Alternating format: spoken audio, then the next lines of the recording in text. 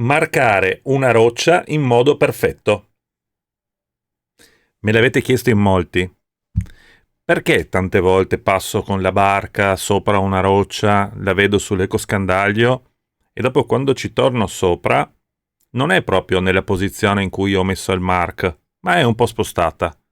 10 metri, 15 metri, non delle misure enormi, però non è proprio sul posto dove avevo visto io la roccia. Si vedeva benissimo, l'ecoscandaglio me l'ha segnata, non era tanto grande, ci ho messo il mark sopra, però la posizione non è quella giusta. Perché? In questo video vi mostro come si fa a mettere nel modo preciso il mark su dei punti molto precisi.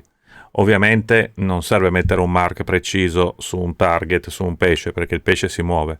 Ma se noi troviamo un piccolo relitto, una piccola roccia, e vi assicuro che questi sono i posti più importanti, quelli dove troverete sicuramente del bel pesce, dove altra gente magari è tanto tempo che non ci va a pescare, quindi bisogna essere precisi, anche perché con le tecniche verticali, anche col bolentino, ma soprattutto le tecniche verticali, sbagliare anche solo di 5, di 10 metri vuol dire non essere nella posizione giusta in pesca.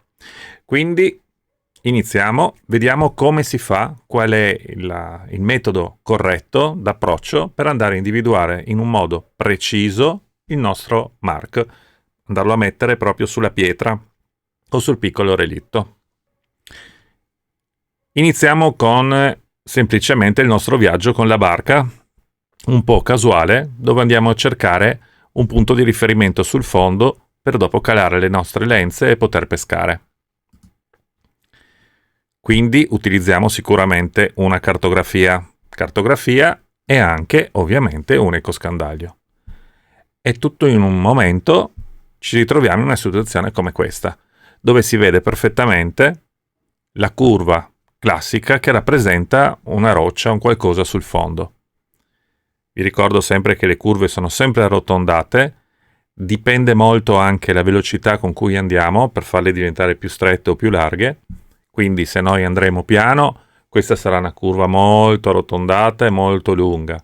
Se andiamo a una velocità già superiore ai 3-4 nodi, se il target è piccolo, riusciremo a squadrarla abbastanza bene.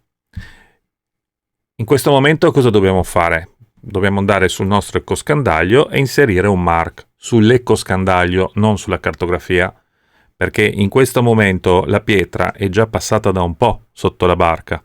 Se noi andiamo a mettere il punto dove siamo noi adesso con la barca, sbagliamo completamente. Allora in quel caso il mark sarà veramente distante dalla nostra roccia.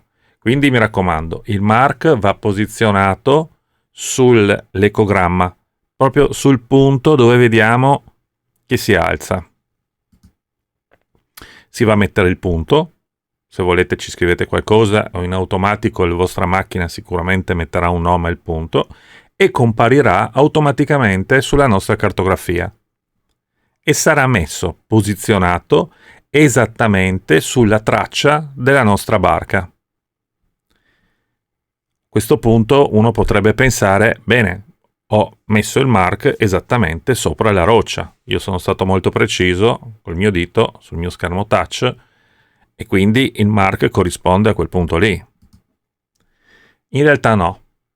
Perché no? Cioè, potrebbe anche essere che siamo veramente fortunati e siamo riusciti a mettere il mark lì.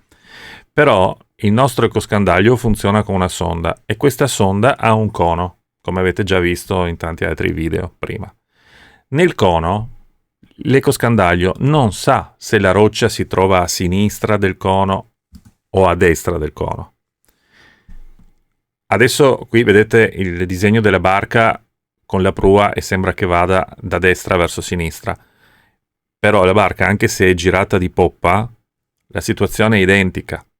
Noi procedendo dritti, se la roccia la passiamo a destra, a sinistra o esattamente sotto la barca, l'ecoscandaglio la rappresenterà in un modo leggermente diverso, cioè un po' più bassa, un po' più alta, a seconda se è centrale o ai lati, ma non ci dirà guarda che questa pietra si trova a destra o si trova a sinistra. Quindi noi mettiamo il mark sul nostro ecoscandaglio, ma noi siamo solo sicuri di una posizione, cioè quella che viene riferita, diciamo, nella direzione poppa-prua. Perché? Perché noi troviamo un picco, il punto più alto, e sarà esattamente quando siamo passati sopra con la barca. Quindi sappiamo il picco che si trova in una certa direzione, ma non conosciamo la posizione tra destra e sinistra. Quindi cosa bisogna fare? Ecco, in questa immagine vi ho rappresentato l'area di dubbio, cioè il punto sarà esattamente sulla traccia, ma potrà essere più avanti o più indietro, cioè più su o più giù, destra o sinistra rispetto alla barca, in quelle due linee rosse che vi ho disegnato. Non si può sapere quella roccia dove si trova lì.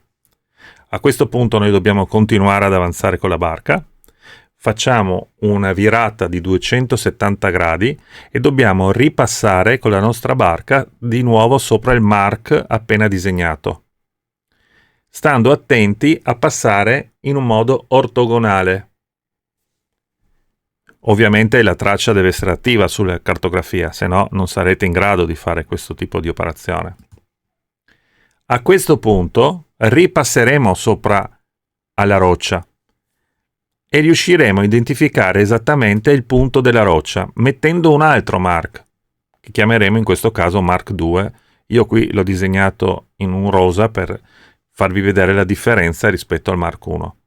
Come vedete, il mark 1, quello rosso, si trova sulla traccia all'andata, il mark 2 si trova sulla traccia fatta dopo, in secondo momento. Il mark 2 è esattamente la posizione dove si trova la roccia, perché abbiamo incrociato le due tracce e siamo sicuri di aver centrato con l'ecoscandaglio il nostro target. A questo punto cancelliamo il mark che abbiamo fatto prima e il mark che rimarrà sulla nostra cartografia sarà quello giusto. Ci vediamo al prossimo consiglio. Ciao ragazzi!